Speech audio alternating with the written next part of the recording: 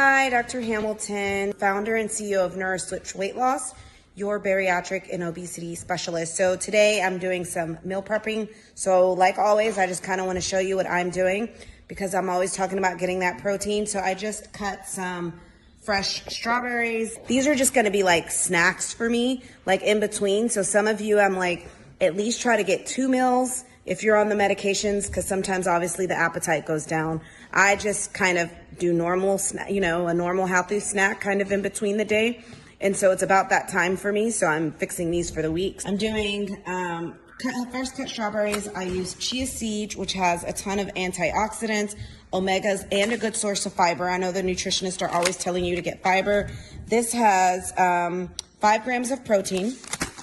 I added flaxseed, which also has fiber. And this also has about 4 grams of protein. So just these two together is 9 grams of protein because I'm not getting much from my fruit. I am adding, today I'm doing yogurt, Greek yogurt. I like this brand. Typically I'll do cottage cheese, but this has 18 grams, right? So 18 plus 9, I'm already at 27.